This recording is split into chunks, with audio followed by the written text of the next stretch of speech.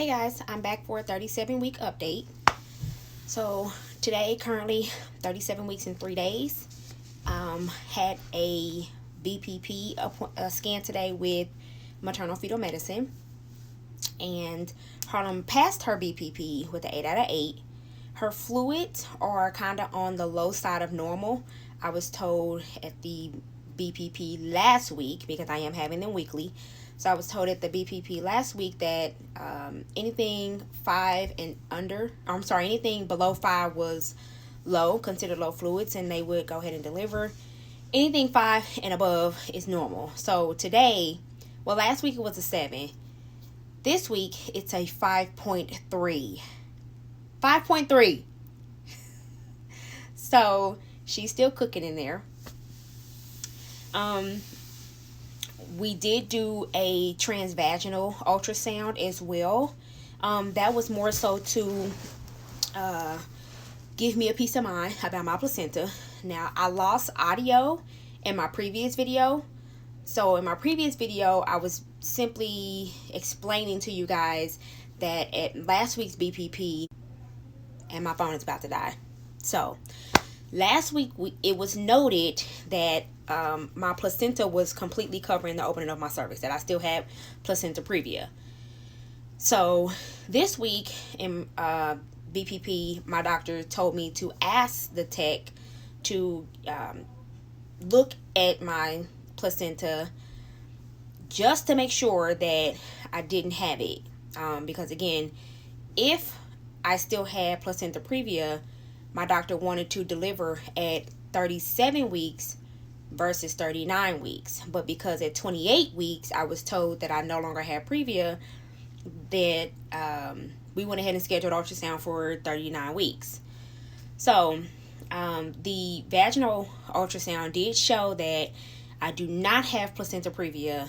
It is my placenta is laying low, and it is interior, which means it's in the front, but it is not covering the opening of my cervix. So there is no worry or concern there, thank goodness, because even though, yeah, delivering baby at 37 weeks would have been great, given that I'm 37 and 3 right now, but the truth is that I really want her to stay in there as long as she can stay in there. I'm ready for her to be out and everything like that, but the longer she stays in there, the better. So that is that. My transvaginal ultrasound also showed that Harlem is literally on my cervix. Like, her head is down, she is on my cervix, which I find funny because I've been walking around the house sometimes holding my stomach up because it just feels so heavy.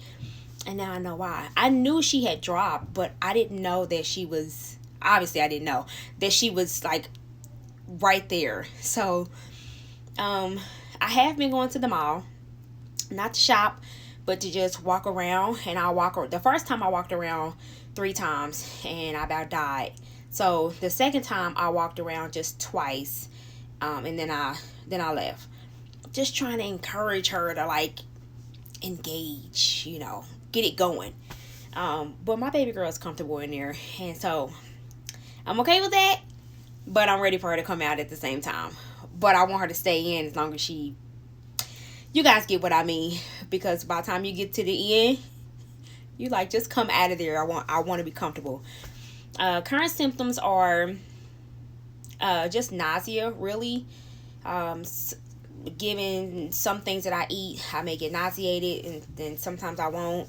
Just depends on what I eat. And my comfortability is 0. I'm not comfortable at all. I don't get any sleep.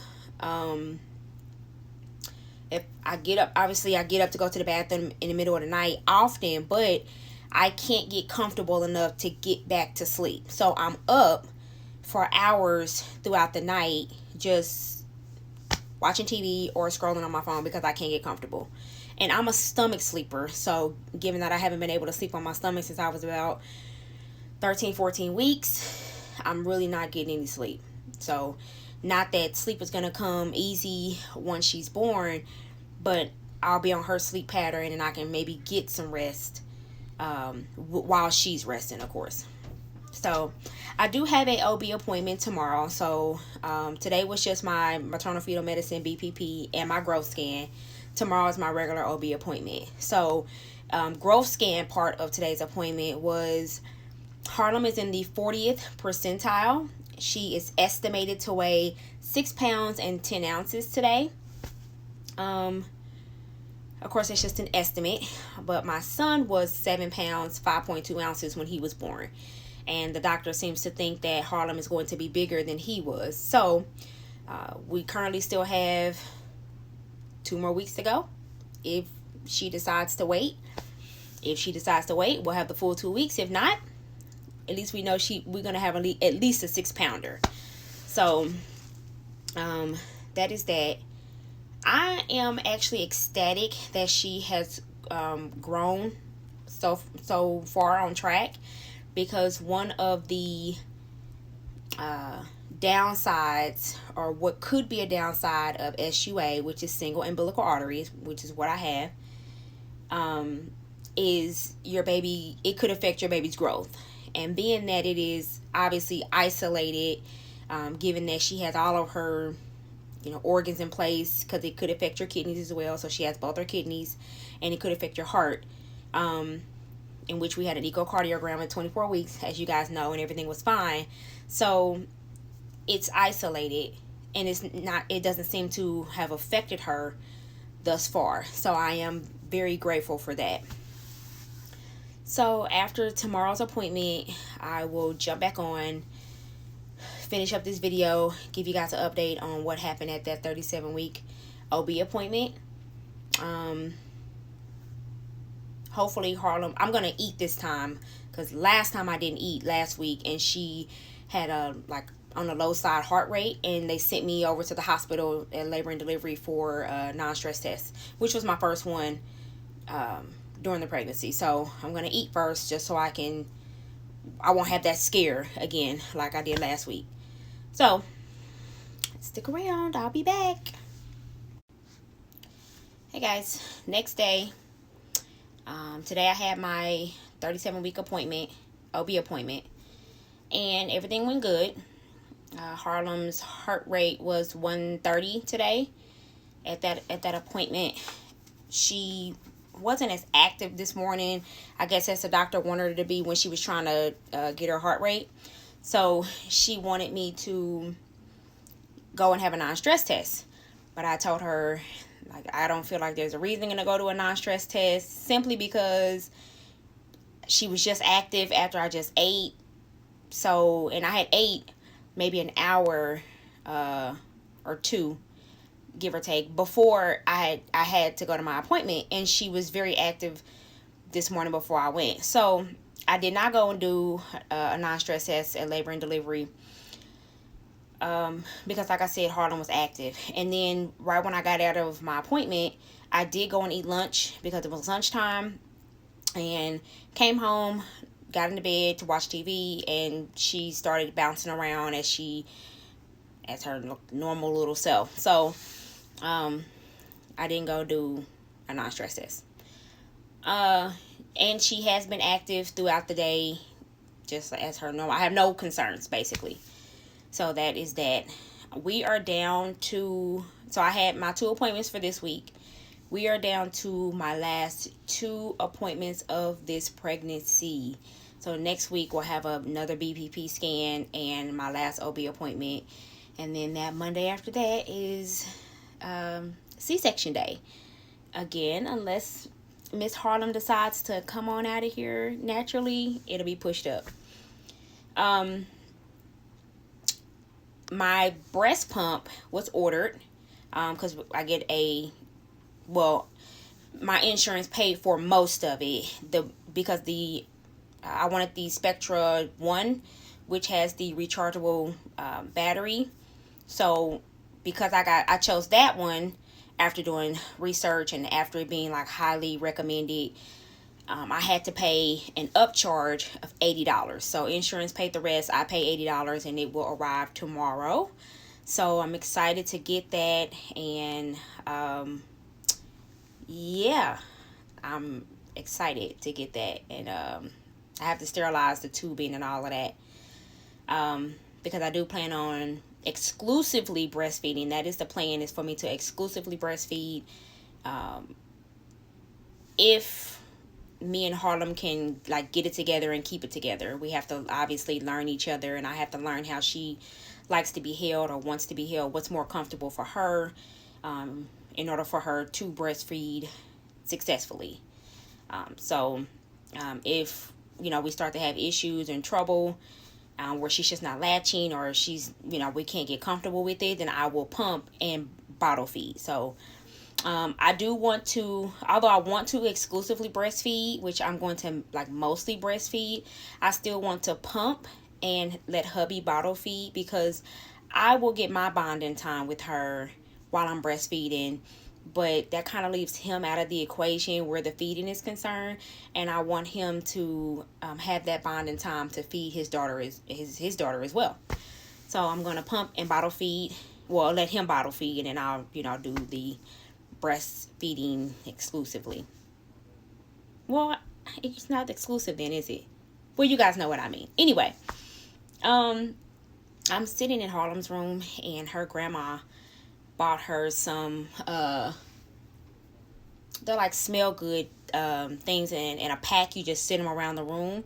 So I sat 2 of them in her room, and the door has been closed all day. So I came in here, and it smells absolutely good in here. It smells just like baby powder in here. So we will be welcoming a baby girl really, really soon. I can't tell you guys. Oh, one more thing we did do this week. We went and visited the our IVF clinic, and unfortunately, our doctor wasn't there, and our IVF coordinator was not there, which is the lady that you guys hear delivering my betas when we got our betas, all 4 of them. She wasn't in the office, and neither was our IVF doctor. They were both out on vacation, so that kind of sucked that we weren't able to see them, and they weren't able to see us pregnant. But we are going to take Harlem to visit, and we will make sure that they are in the office before we go and visit. But I was able to see our IVF nurse who assisted in the transfer of Harlem. So that was very, very special. The lady who was at like the checkout desk, they know us by name because their office is so small. It's like very, very, it's not very, very small, but it's small. So it's like, they know us on a first name basis, which is one of the things that also made us comfortable about going there. So I did let them know that I did document this whole like third part of the transfer, or third part of us doing this IVF, as of January of last year. January 1st of 2019 is when I started documenting my journey. And it's been a whole year. So yeah, January 1st is when we started documenting. So I let them know that, and then I let them know that I'm going to tag their Instagram page in a testimonial once Harlem is born, and I post a picture of her to introduce her. I'm going to tag them so that they can see her as well, and they can like basically find my page and see everything that I've documented so far. And which is another thing, I also update my Instagram like often, but I'm trying to get better with the videos. As you guys can see, I've posted like numerous videos this week. So if you are on Instagram, go and follow that my Instagram page, because I do post and update there like quite often as well. So I'm gonna get off of here because that's all I had to update you guys about was my appointment today. We are so ready to welcome baby girl. We're just literally waiting on her. So I don't have anything to do this week. Room and everything is already set up.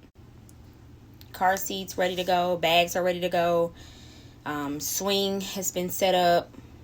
Pack and play. Everything is ready to go.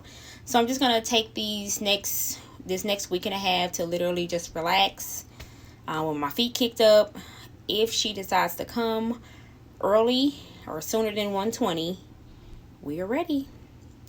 So I'll update you guys next week with next week's BPP and OB appointment.